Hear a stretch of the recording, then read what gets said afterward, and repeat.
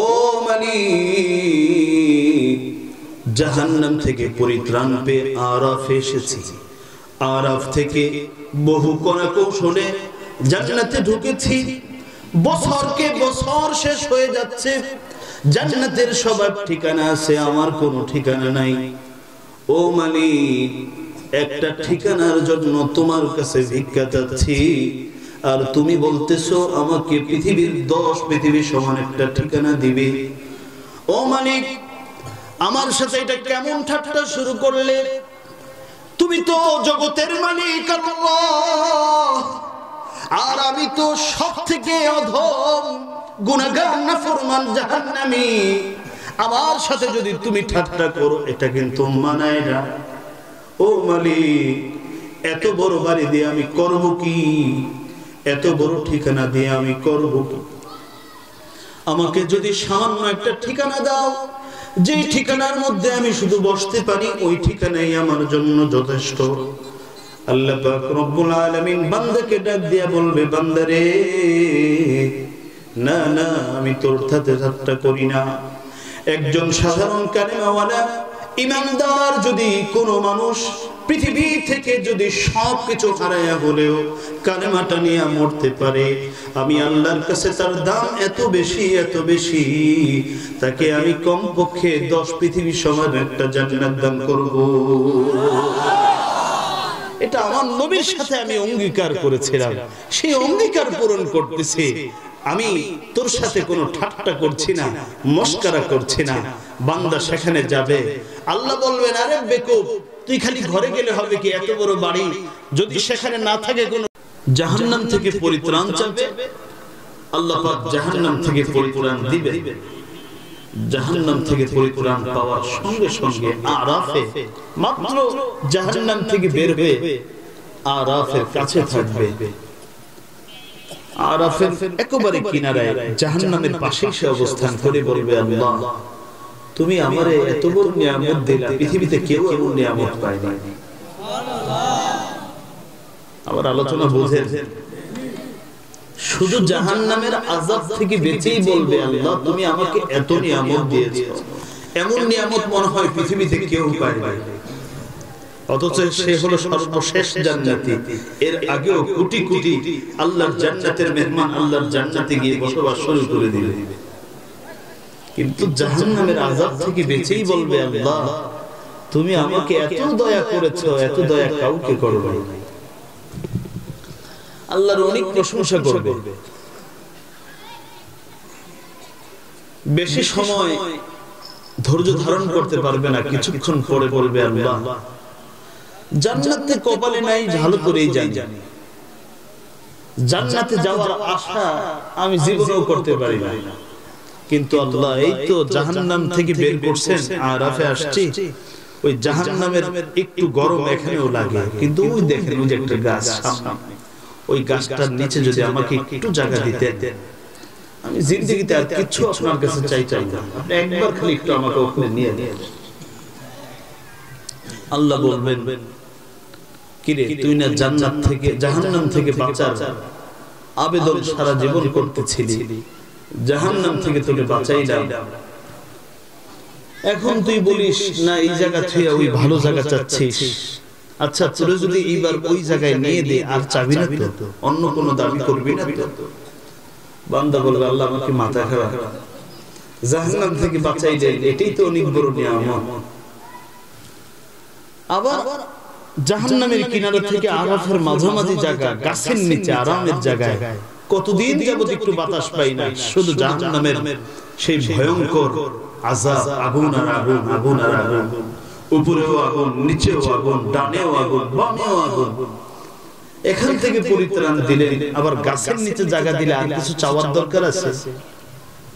আল্লাহ বলবেন, ঠিক আছে, চাইস না, না না, চাও না, শুধু আমাকে ওখানে নিয়ে দেন। আমি এটা হাদিসের সারমর্ম বলছি, মুসনাদ আহমদের মধ্যে বিশাল হাদিস আপনারা পেয়ে যাবেন। আল্লাহ রাব্বুল আলামিন, এই কথা বলতে পারবো, তাহলে উঠাই দিই। আল্লাহ পাক রব্বুল আলামিন তাকে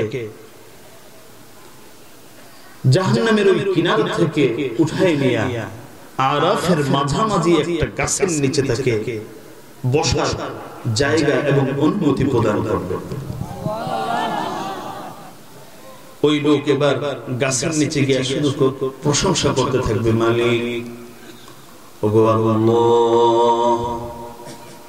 ও মালিক, আমাকে যে নিয়ামত দান করেছো পৃথিবীর কাউকে দান করো নাই। এত বড় নিয়ামত মনে হয় পৃথিবীর কেউ পায় না। এত বড় নিয়ামত হয়তো পৃথিবীর কারো কপালে জোটে নাই, যে নিয়ামত তুমি আমাকে দান করেছো। আল্লাহ বলবেন ঠিক আছে, আর কোনো কিছু বলার আছে? বান্দা বলবে আল্লাহ আর কিছু বলার নাই। কিন্তু কিছুক্ষণ পরে তাকায় দেখবে এই গাছের নিচে তো কোনো খাবার নেই, কোনো পানীয় নাই, কোনো কিছু নাই। আরেকটা গাছ দূরে দেখা যায়, যেই গাছের নিচে পানি আছে, যেই গাছের মধ্যে ফল আছে, ওটা দেখার পরে আর লোভ সামলাইতে পারবে না। আল্লাহকে ডাক দিয়ে বলবে আল্লাহ, ও মালিক, বলেছিলাম আমি আর কোনো কিছু চাবো না, কিন্তু মালিক পুরাতন অভ্যাস তো এত তাড়াতাড়ি পরিবর্তন করতে পারি নাই। দুনিয়ার মধ্যে দুনিয়ার ভোগ বিলাসের লোভ সামলাইতে না পেরে জাহান্নামের মধ্যে হাজার হাজার বছর জ্বলেছি মালিক। লোভ সামলানোর অভ্যাস তো এত তাড়াতাড়ি পরিবর্তন করা যায় না। ও মালিক, লোভ কেমনে সামলাবো? ওই যে দেখো গাছের নিচে পানি, কতদিন যাবত পানি পাই না।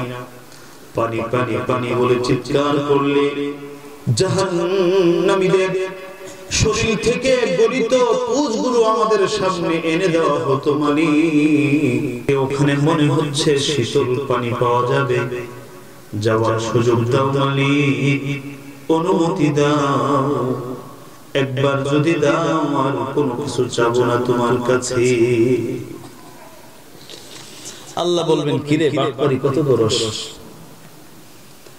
জাহান্নাম থেকে বের হওয়ার জন্য কত আবেদন করলি, বের করলাম, আবার বলছিস যে একটু দূরে গাছের নিচে যাবি, তাও অনুমতি দিলাম, বলছিস আর কোনো কিছু চাবি না, এখন আবার বলতেছিস ওই গাছের নিচে যাবি, এই গাছ তোর পছন্দ না, একটু পরে আবার কোনটা জানি যায় বস।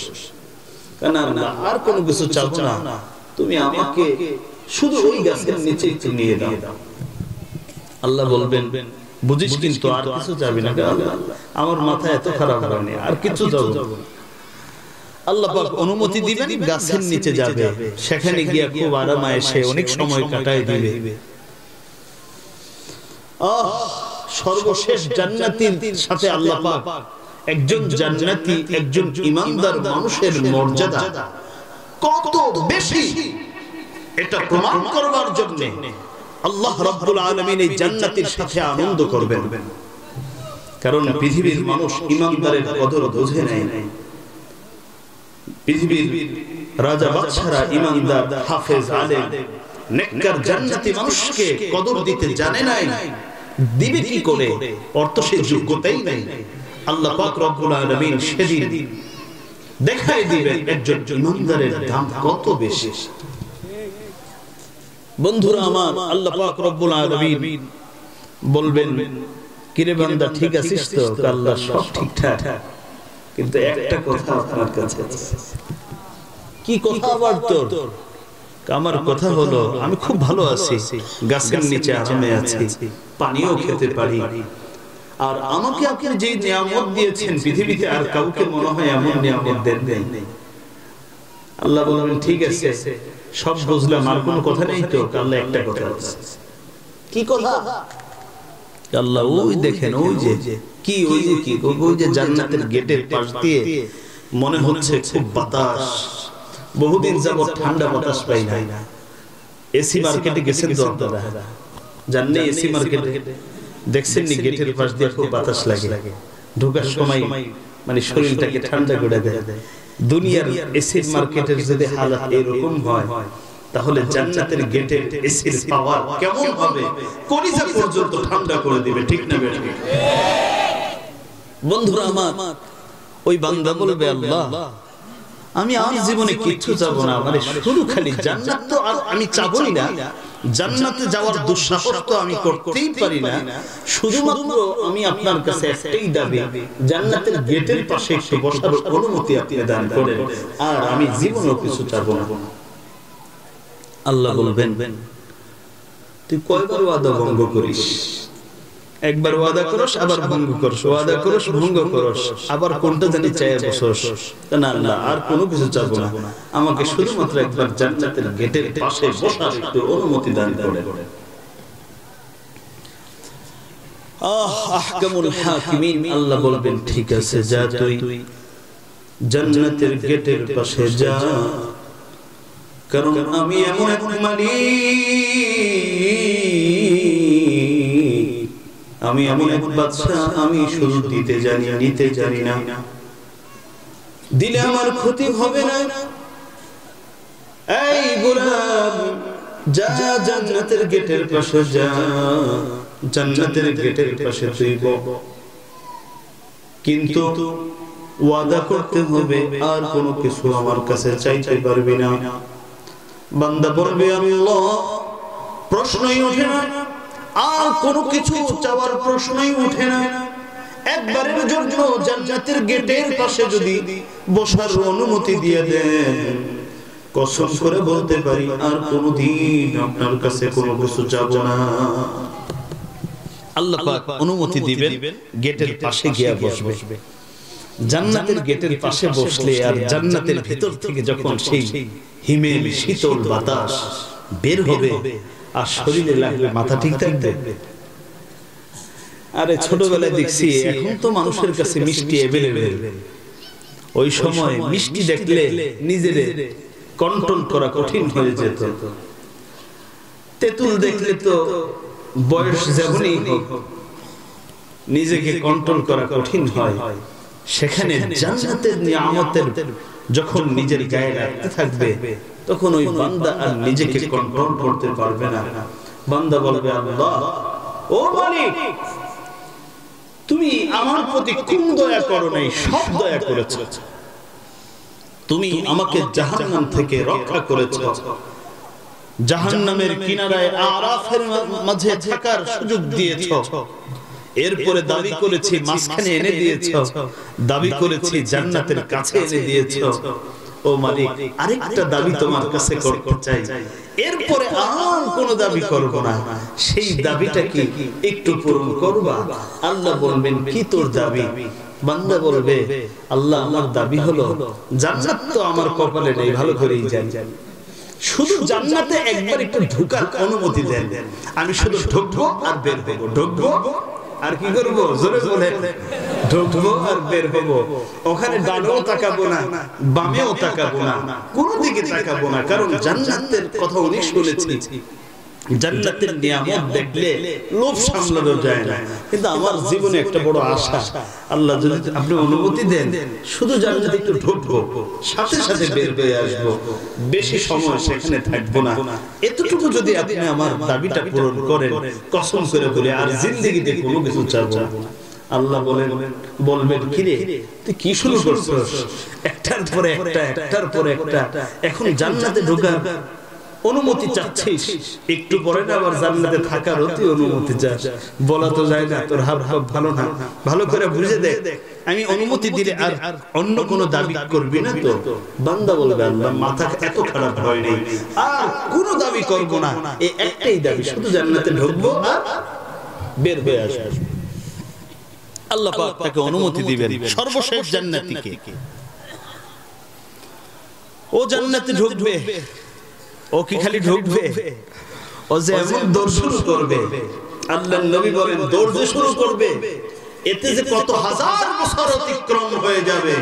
শুধু দৌড়াচ্ছে তো দৌড়াচ্ছে, ডানেও তাকায় না, বামেও তাকায় না, শুধু সামনের দিকে দৌড়াচ্ছে। আল্লাহ বলবে, এই থাম, কিরে তুই না বলছিস এখানে ঢুকবি আর বের হয়ে আসবি, এখন যে ঢোকা শুরু করছিস আর তো তুই বের হচ্ছিস না, ওয়াদা আর কতবার খেলাফ করবি, কতবার ওয়াদা তুই ভঙ্গ করবি? বের হ, তাড়াতাড়ি বের হ।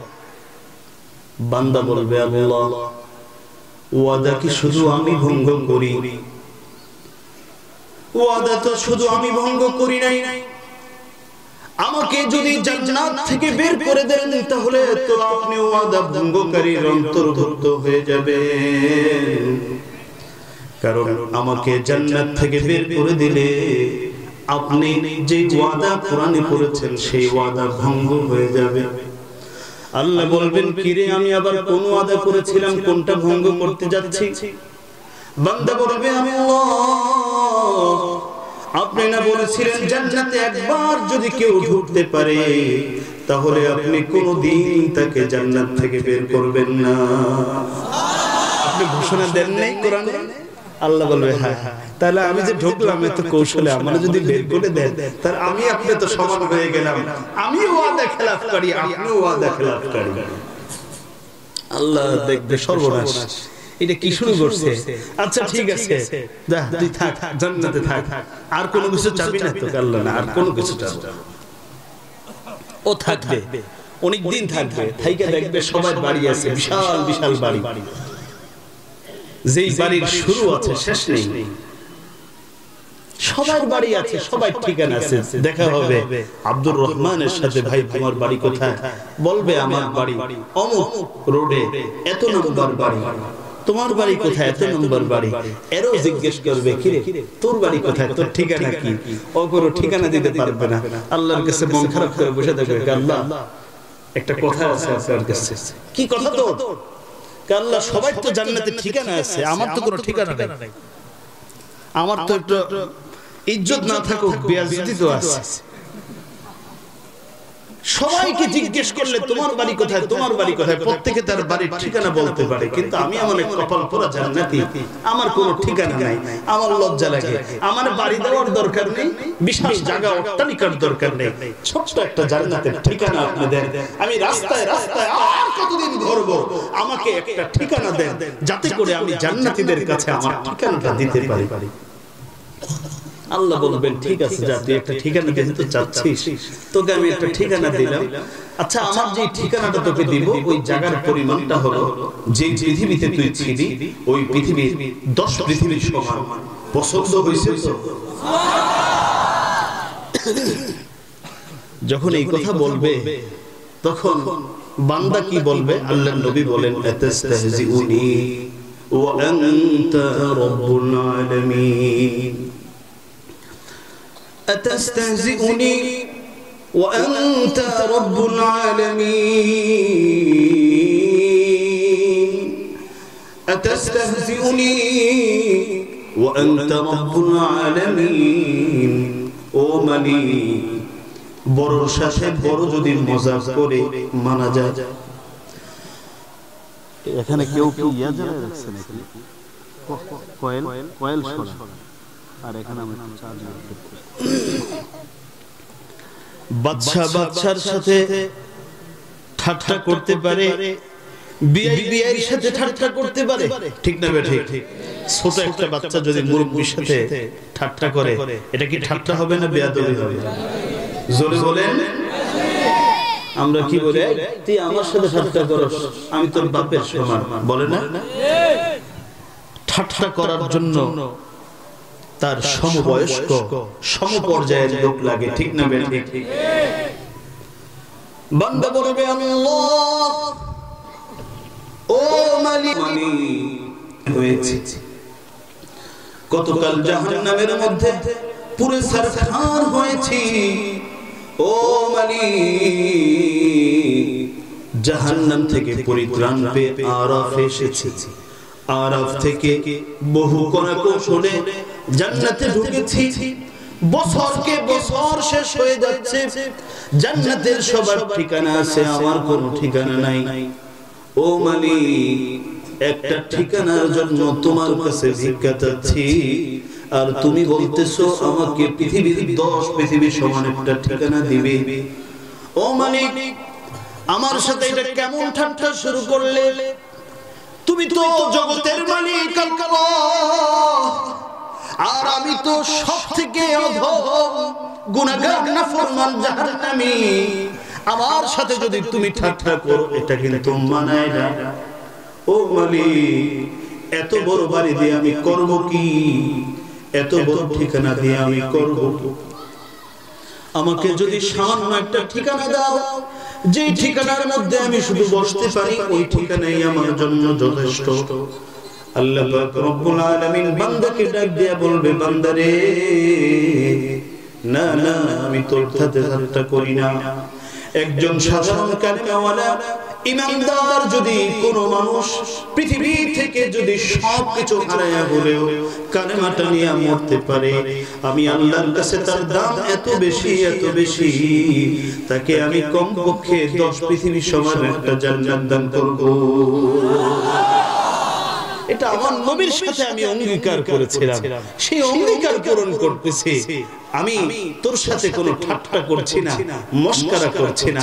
বান্দা সেখানে যাবে, আল্লাহ বলবেন, আরে বেকুব, তুই খালি ঘরে গেলে হবে কি? এত বড় বাড়ি যদি সেখানে না থাকে কোনো ফার্নিচার, না থাকে সেখানে কোনো খাদিম খুদ্দাম, তাহলে তুই সেই জান্নাতে থাকবি কেমন করে? তোর জন্য কমপক্ষে আমি 5000 খাদিম। কয় হাজার? ডোনাল্ড ট্রাম্পের খাদিম কয়জন কি আপনারা জানেন না? পৃথিবীর সবথেকে পাওয়ারফুল ডোনাল্ড ট্রাম্পের খাদিমও 500 বেশি নাই।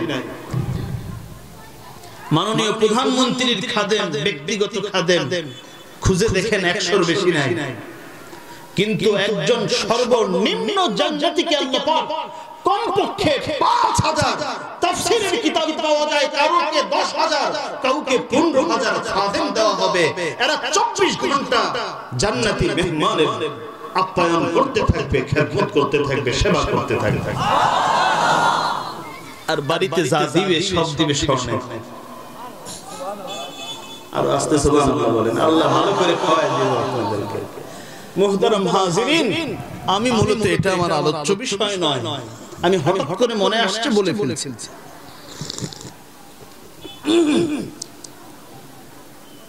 বলতেছিলাম এই কথা আমাদেরকে বিশ্বাস রাখতে হবে, সবকিছুর মালিক কয়জন? কয়জন? কে?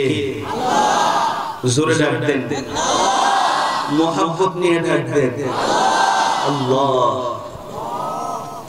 এই কথা সবকিছু হারাবো, এই কথাটা আমার আপনার কলব থেকে হারানো। কারণ সবকিছু হারালে, যদি এই কালেমাটা দিলের ভিতরে থাকে, সবকিছু হারালে আল্লাহ পাক বলেন, মন খারাপের কিছু নাই, আমি সবকিছু নিয়ে তোর জন্য জান্নাতে অপেক্ষা করছি। আর কালেমা ছাড়া যদি আমার কাছে আসিস, তাহলে সবকিছু তোর ওখান থেকে ছাড়বি। তোর BMW তোর সাথে আসবে না, ট্রাকও আসবে না, কোনো কিছু আসবে না, সন্তানও আসবে না, এখানেও তুই কিছু পাবি না। বন্ধুরা আমার, আমি আপনাদের সম্মুখে পবিত্র কোরআনুল কারীম 23 নম্বর পারার সূরাতু ইয়াসিন, সূরার নাম জানেন তো? সূরাতু ইয়াসিনের 65 নম্বর আয়াত তেলাওয়াত করেছি। 23 নম্বর পারা সূরাতু ইয়াসিনের কত নম্বর আয়াত? 65 নম্বর আয়াত তেলাওয়াত করেছি। বিশ্ব নবী, শ্রেষ্ঠ নবী, সকল নবীদের ইমাম, মানবতার নবী এবং সর্বশেষ নবী, সর্বশেষ নবী, রাহমাতুল লিল আলামিন, রাসূল করিম সাল্লাল্লাহু আলাইহি ওয়াসাল্লাম। সবাই পড়েন সাল্লাল্লাহু আলাইহি ওয়াসাল্লাম। এর হাজার হাজার হাদিস সমূহের মধ্য থেকে সহিহ মুসলিম শরীফ থেকে এক টুকরো হাদিস আমি আপনাদের খিদমতে পাঠ করেছি। আল্লাহ রাব্বুল আলামিন যদি তৌফিক দান করেন, সূরাতু ইয়াসিনের 65 নম্বর আয়াতকে সামনে রেখে রাসূলের বিশিষ্ট সাহাবী হযরত আবু উমামা আল-বাহিলি রাদিয়াল্লাহু তাআলা আনহু থেকে বর্ণিত সহিহ মুসলিম শরীফে উল্লেখিত রাসূলের হাদিসটুকুকে সামনে রেখে কয়েকটি কথা বলবো ইনশাআল্লাহ। আমার আলোচ্য বিষয়টা আগে আপনাদেরকে আগেই বলে দেই, এটাকে বলা হয় টেক হোম মেসেজ। শুরুতেই আমি আপনাদেরকে আমার আলোচ্য বিষয়টা বলতে চাই। আমার আলোচ্য বিষয় হলো আশ-শাফাআহ ওয়া মান ইয়ানালু আশ-শাফাআহ। ঈমানদারদেরকে আল্লাহর জান্নাতে যাওয়ার জন্য ঈমান তো থাকতেই হবে, ঈমানের সাথে সাথে অনেক নেক আমলের ভান্ডার থাকতে হবে, তাহলে সে জান্নাতে যেতে পারবে এবং গুনাহ তার কমাতে হবে, জান্নাতের মালিকানা লাভ করতে পারবে। কিন্তু ঈমানদারদের একটা অংশ কিয়ামতের ময়দানে হাজির হবে, যেই অংশের গুনাহ হলো অনেক বেশি, নেক খুব সামান্য। বাবাকে সাহায্যের জন্য ডাকবে, বাবা তার সাহায্য করবে না, মাকে ডাকবে, মাও তার পাশে থাকবে না। বল্টুর কথা তো বহু দূরের কথা, নেতা নেত্রীর কথা তো প্রশ্নই আসে না। ঠিক এমন একটা করুণ সময় পৃথিবীর প্রতিটি মানুষ পড়ে যাবে, তখন তার বাঁচার আর কোনো উপায় থাকবে না। পৃথিবীতে এক হসপিটাল থেকে যদি বাদ দিয়ে দেয়, তাহলে আরেক হসপিটালে যাওয়ার সুযোগ থাকে, কিন্তু এক জায়গা থেকে সরায় দিলে, বের করে দিলে আরেক জায়গায় যাওয়ার সুযোগ থাকে। কিন্তু আল্লাহ পাক যখন কাউকে বিচার করে দিবেন, সেখানে আর কোনো যাওয়ার জায়গা থাকবে না। সেই মুহূর্তে গুনাহগার ঈমানদারদের মধ্যেও কিছু বিশেষ গুণের অধিকারী মানুষকে আল্লাহ পাক তালাশ করবেন। কিছু বিশেষ গুণের অধিকারী ঈমানদারদেরকে আল্লাহ পাক ডাকবেন, যেই গুণের অধিকারী ঈমানদারদের পক্ষে সেদিন নবীরা বলবে, আল্লাহ এই উম্মতকে তুমি maaf করে দাও। ফেরেশতারা বলবে, আল্লাহ তোমার এই গোলামটাকে maaf করে দাও।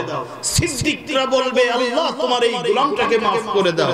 অর্থাৎ এমন কিছু মুমিন হবে যাদের হাজার গুনাহ আছে, কিন্তু তাদের কিছু ভালো আমল থাকার কারণে সর্বশেষ জান্নাতে যাওয়ার উপায় তথা সুপারিশ পেয়ে, নবীদের সুপারিশ পেয়ে, আলিম উলামার সুপারিশ পেয়ে, ফেরেশতাদের সুপারিশ পেয়ে, সন্তানের সুপারিশ পেয়ে যারা জান্নাতের মালিকানা লাভ করবে, সেই সৌভাগ্যবান ঈমানদার কারা, সেই গুণগুলো কি কি, আমি আজকে আপনাদের খিদমতে সেই কয়েকটা গুণের আলোচনা করব। এই গুণগুলো যদি আপনার মধ্যে থাকে, আমার মধ্যে থাকে, তাহলে কমপক্ষে যদি আর বাঁচার কোনো উপায় নাও থাকে, সর্বশেষ একটা উপায় থাকবে।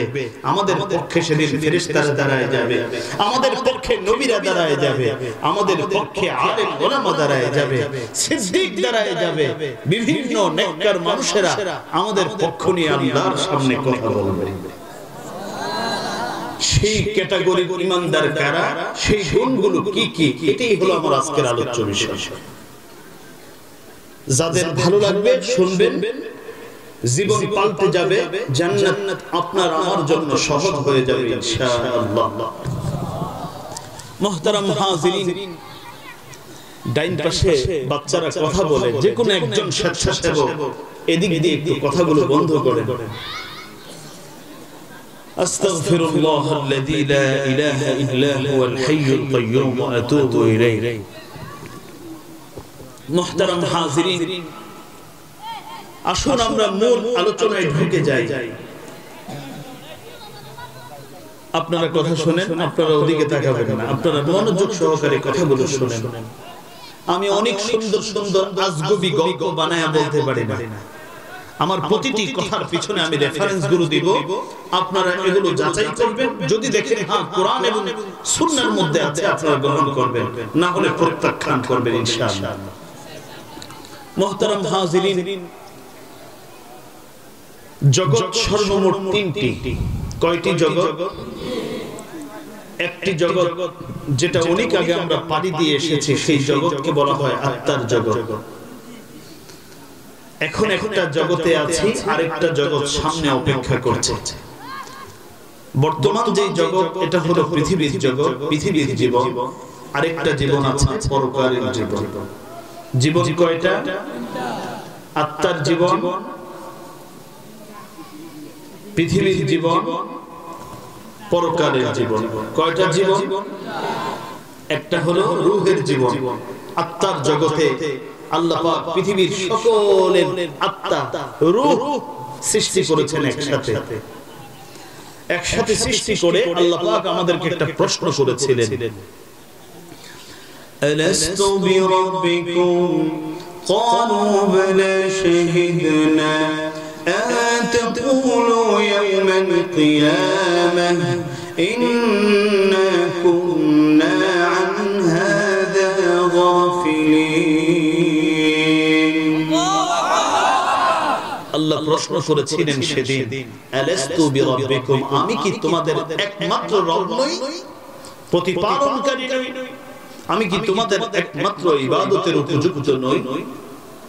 আমরা সবাই সেদিন বলেছিলাম, অবশ্যই আপনি আমাদের একমাত্র রব, আপনি ছাড়া আমরা কাউকে রব মানিও না, আপনাকে ছাড়া কাউকে আমরা রব স্বীকারও করি না।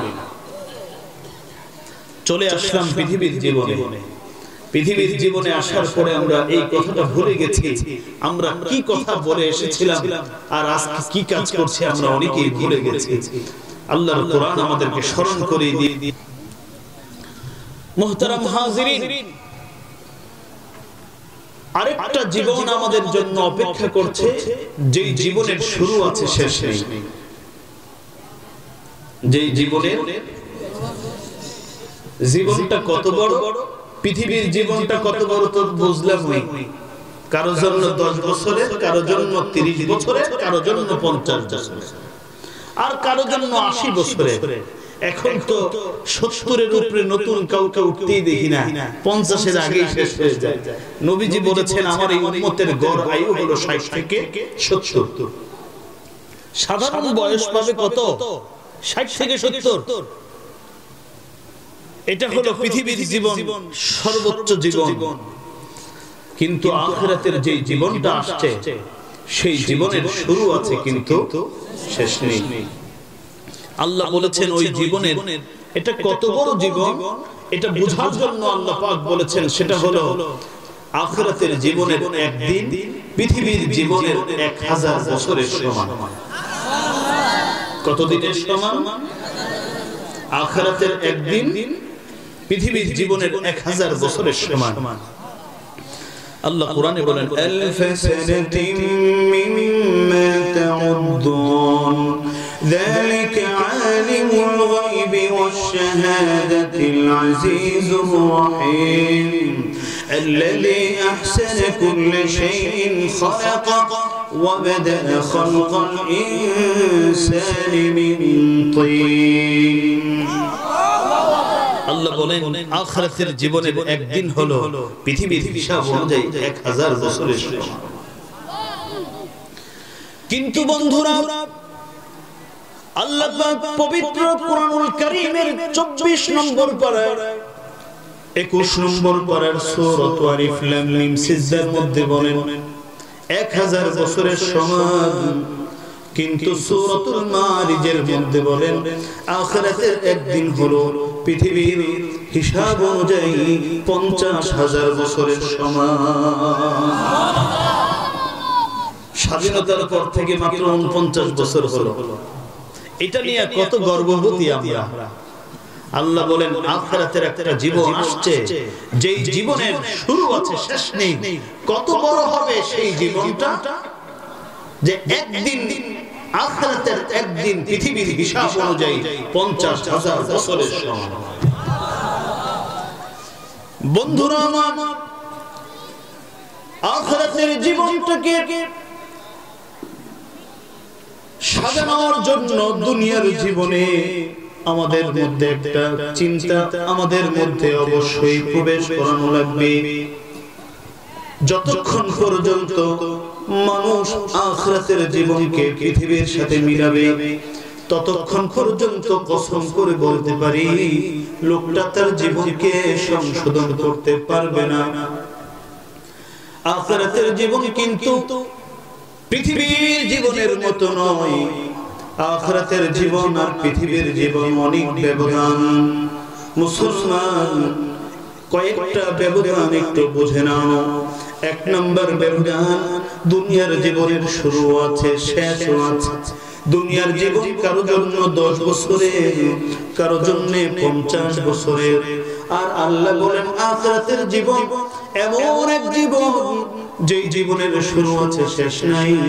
জীবনটা কত বড় হবে জানা নাই, কিন্তু একটি আয়াত আপনাকে বুঝাই দিচ্ছে যে একদিন হবে পৃথিবীর হিসাব অনুযায়ী 50,000 বছরের।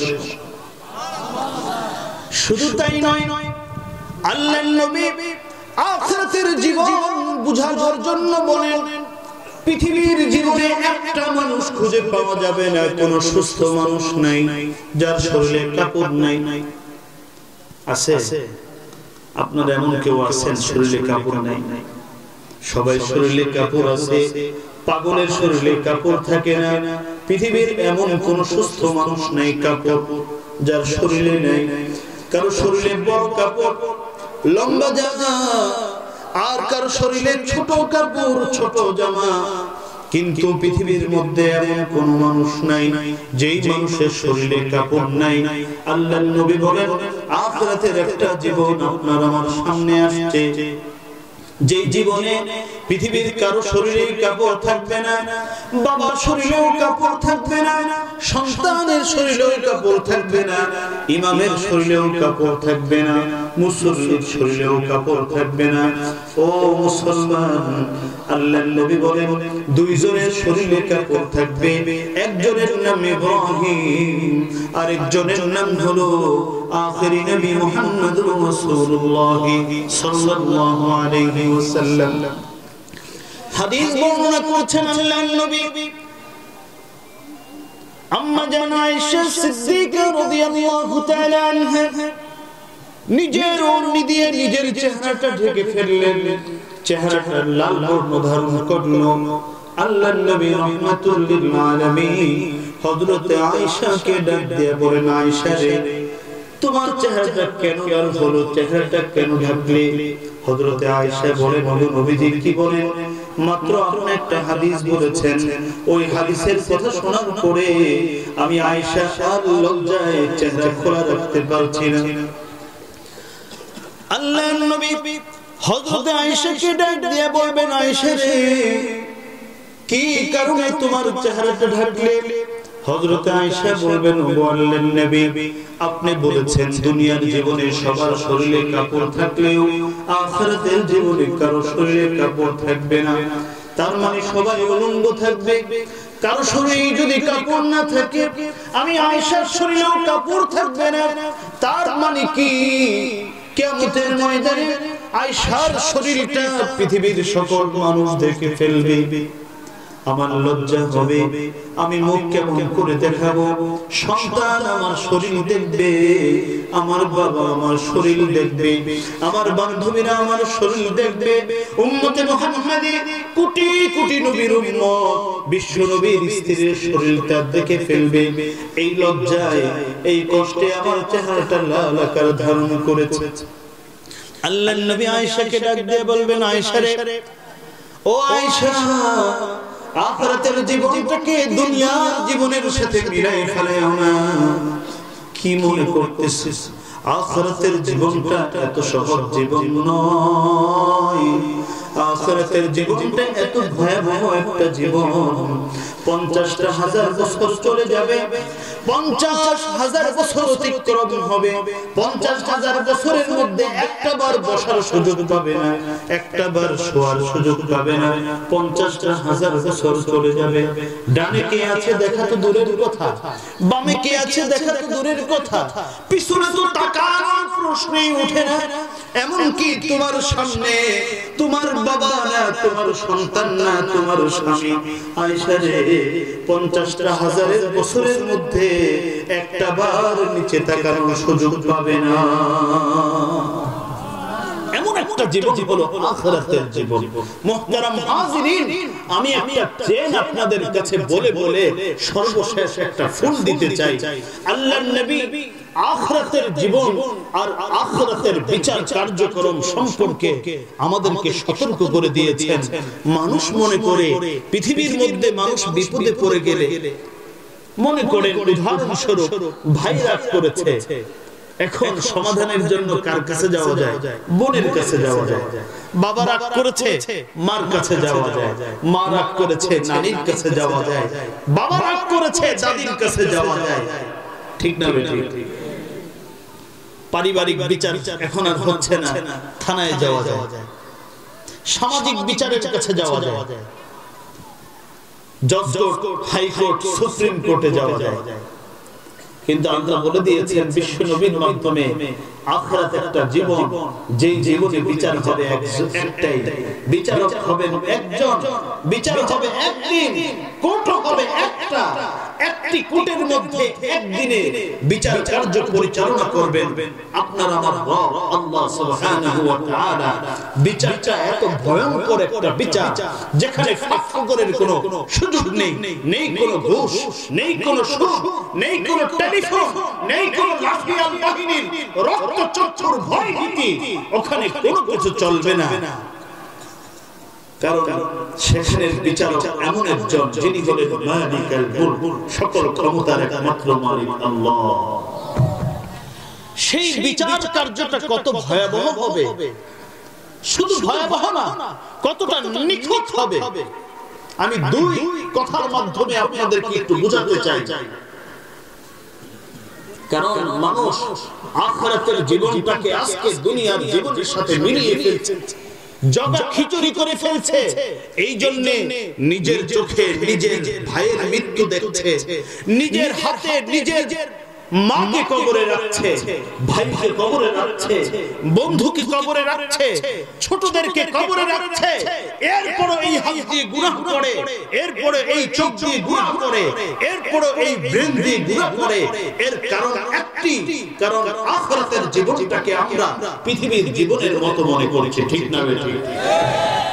কিন্তু আখিরাতের জীবনটাকে পৃথিবীর জীবনের মতো?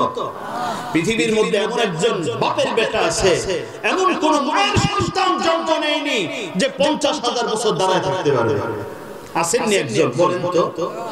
আরে 5 দিন দাঁড়ায় থাকতে পারবেন, কোনো বসা নাই, শোয়া নাই। কিন্তু আখিরাতে আপনাকে আমাকে কতদিন দাঁড়ায় থাকতে হবে? 50,000 বছর। 2 নাম্বার, পৃথিবীর বিচারক কি বিচার করবে? অর্থ ক্ষমতা কম। ও মানুষ অ্যাডভোকেট গিয়ে কথা বলে, হ্যাঁ আপনার এই কথাই বুঝে যাচ্ছে ও দোষী। অনেককে এমন লোককে দোষী সাব্যস্ত করা হয় যে আসলে সেই কাজে যায় নাই। ঠিক না বেঠিক? আবার এমন অনেক লোককে বেকসুর খালাস দেওয়া হয় যে মূলত 1 নাম্বার আসামি ছিল। ঠিক না বেঠিক? পৃথিবীর জীবনের বিচার কার্য আর আখিরাতের বিচার কার্যটা কতটা ব্যবধান আমি কয়েকটি কথায় আপনাদেরকে বলতে চাই। সেখানে বিচারক পৃথিবীর কোর্ট, সুপ্রিম কোর্ট, সামাজিক আদালত, পারিবারিক আদালত, অনেক আদালত আছে। কিন্তু আখিরাতে আদালত কয়টা? একটা। বিচারক কয়জন? একজন। সাক্ষী কয়জন? সাক্ষী কয়জন? কে? এত সহজ না। শুনেন, এটাই তো বলার জন্য আয়াতটা তেলাওয়াত করেছি। কিয়ামতের ময়দানে আল্লাহর আদালতে এক আসামি দাঁড় হবে। আল্লাহ পাক রব্বুল আলামিন তার আমলনামা দেখে বলবে, যা তোর আমলনামা বাম হাতে দিলাম, তুই জাহান্নামে যাবি। বান্দা বলবে, আল্লাহ আমাকে জাহান্নামে যে দিবা, আমি জাহান্নামে যাব ঠিক আছে, কিন্তু আমাকে বুঝাই দিতে হবে, প্রমাণ দিতে হবে কোন অপরাধের কারণে আমাকে জাহান্নামে দিচ্ছি। আল্লাহ বলবেন, এই দেখ তোর আমলনামার মধ্যে দেখ 2020 সালের 27 ফেব্রুয়ারি তুই এই মন্দ কাজ করেছিলি, তুই এই ভালো কাজ করেছিলি, এই যে আমলনামা দেখ। আল্লাহ পাক সব খুলে দেখাবে। ওই বান্দা বলবে, আল্লাহ আমি এই সাক্ষী মানি না। কেন? কারণ এই যে রেজিস্টার খাতাগুলো, এগুলো আপনার ফেরেশতারা লেখছে, আর এগুলো সব আপনার লৌহের মাহফুজে সংরক্ষিত ছিল। এগুলো তো আমার কাছে ছিল না। এখানে কম বেশি তো হইতে পারে, এমন তো হইতে পারে এখানে কিছু কম বেশি করা হয়েছে। আল্লাহ পাক রব্বুল আলামিন তাকে ধমক দিবেন না, কারণ আল্লাহ তো জানেন পৃথিবীর বহু মানুষ আছে যারা পৃথিবীর জীবনে ইনসাফের বিচার পায় নাই। পরিবারেও ইনসাফের বিচার চায় নাই, সমাজেও ক্ষমতা না থাকার কারণে ইনসাফের বিচার চায় নাই, এমনকি জজ কোর্টেও ইনসাফের বিচার পায়নি, হাইকোর্টেও পায়নি, সুপ্রিম কোর্টেও পায়নি। এমন বহু মানুষ পৃথিবীর জীবন থেকে যাবে, তারা যেন ইনসাফের বিচার চায়। এই জন্য আল্লাহ পাক তাকে ধমক না দিয়ে বলবেন, আচ্ছা ঠিক আছে, তুই এটা না মানলি, আমি কি করলে তুই আমার বিচারটা মানবি? বান্দা তখন বলবে, আল্লাহ সাক্ষী আনেন, এমন সাক্ষী আনতে হবে যেই সাক্ষীটা আমার পছন্দ হয়। আল্লাহ রাব্বুল আলামিন দুইজন ফেরেশতাকে ডাক দিয়ে বলবেন, এই কিরামান কাতিবিন ইয়ালামুনা মা তাফআলুন,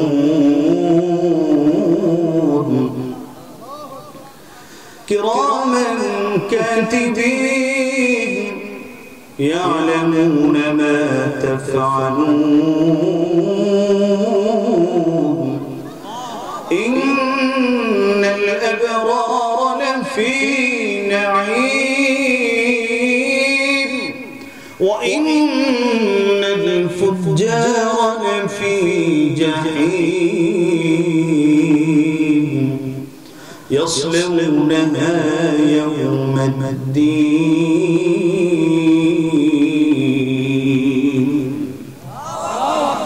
কিরামান কাতিবিন ফেরেশতাকে ডাক দিয়ে বলবে, ফেরেশতারে তোরা বল আমার এই বান্দা তার জিন্দেগিতে কি করেছে, 2019 সালে কি করেছে, 20 সালে কি করেছে, 21 সালে কি করেছে বল, ভালো কাজ কি করেছে, মন্দ কাজ কি করেছে বল।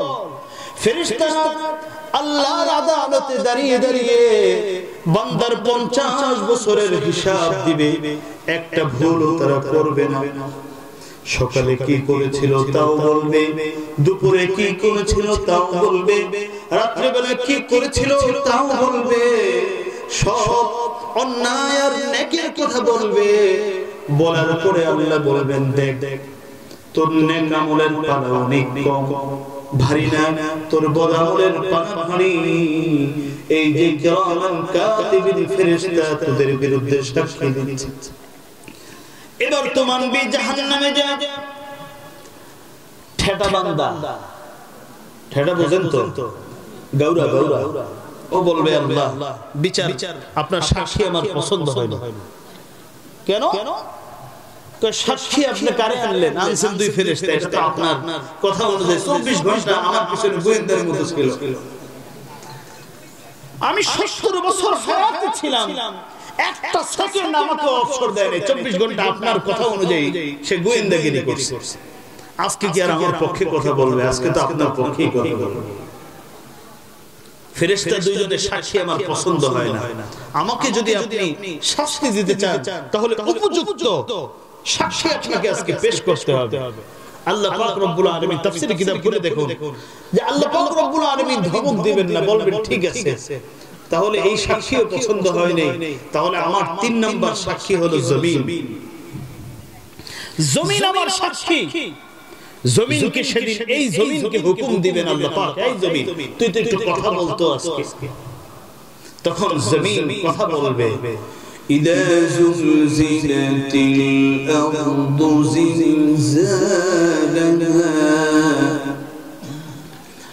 وأخرجت الأرض أثقالها وقال الإنسان ما لها يومئذ تحدث أخبارها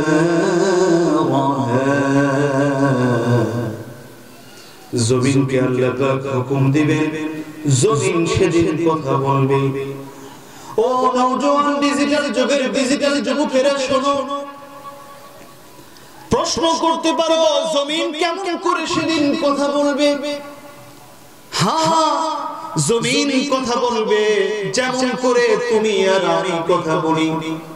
আমি আর তুমি কেমন করে কথা বলি? জবান দিয়ে কথা বলি, জবান থাকলেই কথা বলা যায় না।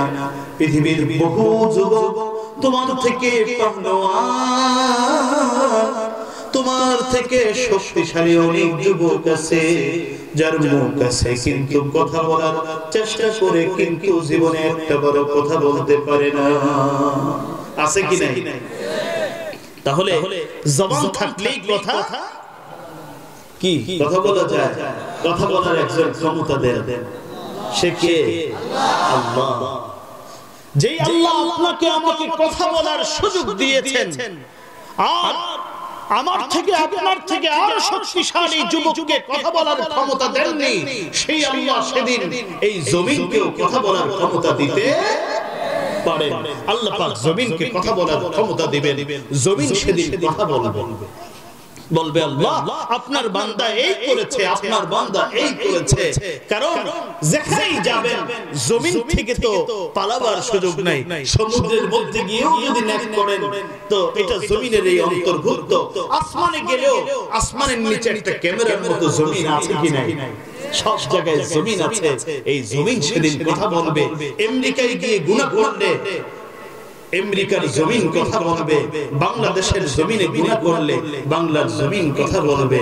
যখন জমিন কথা বলতে থাকবে তখন আল্লাহ বলবে, কিরে তুই না বলে ভালো মানুষ, তুই না সাধু মানুষ, তুই না অন্যায় করিস নাই, এই দেখ জমিন তোর বিরুদ্ধে কথা বলছে।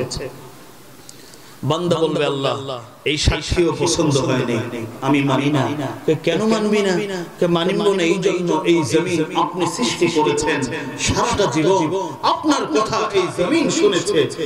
আপনি বললে, আপনি হুকুম দিলে মুহূর্তের মধ্যে ভূমিকম্প দিয়ে বিশাল বিশাল অট্টালিকাগুলোকে ভেঙে চুরমার করে দিয়েছে। এই জমিন তো আপনার গোলাম। আমরা গোলামি না করলে কি হয়েছে? জমিন আপনার গোলামি করেছে, আমরা সাক্ষী দিচ্ছি। সুতরাং এই সাক্ষীও আমার পছন্দ হয় নাই, এই সাক্ষীও আমি মানি না। আল্লাহ পাক রব্বুল আলামিন তারপরেও তাকে কিছু বলবে না। বলবে, বান্দারে কত সাক্ষী তো আমি উপস্থাপন করছি, কোন সাক্ষী তুই কি পছন্দ তোর হয় না?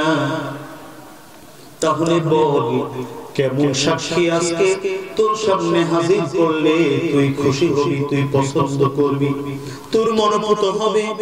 বান্দা বলবে, আল্লাহ এমন কাউকে আজকে সাক্ষী হিসাবে দাঁড় করান যে সারা জীবন আমার কথা শুনেছে, আমার সাথে ছিল, আমার পাশে ছিল। এমন কাউকে আজকে সাক্ষী বানান, সে যদি আমার বিরুদ্ধে সাক্ষী দেয় তাহলে আমি মেনে নিব, আমি জাহান্নামে চলে যাব।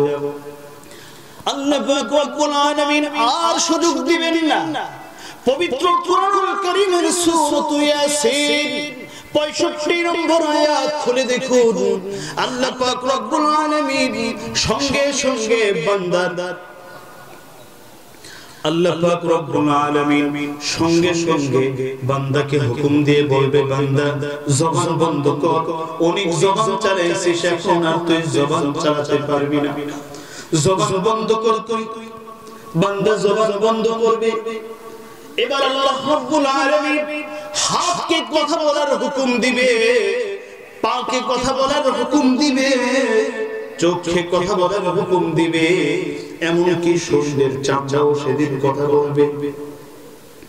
আল্লাহ বলেন, আল-ইয়াওমা নাখতিমু আলা আফওয়াহিহিম ওয়া তুকাল্লিমুনা আইদিহিম ওয়া তাশহাদু আরজুলুহুম বিমা কানু ইয়াকসিবুন।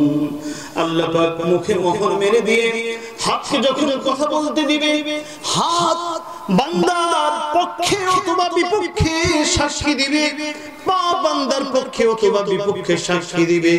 যখন চামড়াও কথা বলতে শুরু করবে তখন গুনাহগার বান্দা চামড়াকে ডাক দিয়ে বলবে, চামড়া রে, ও শরীরের চামড়া,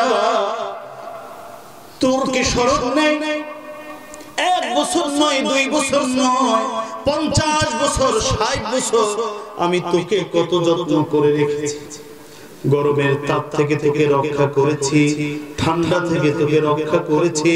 তোর স্কিনের মধ্যে কোনো সমস্যা হলে সঙ্গে সঙ্গে ডাক্তারের শরণাপন্ন হয়েছে। ও চামড়া রে, তুই আমার বিরুদ্ধে কথা বলতেছিস কেন? চামড়া বলবে, আল্লাহ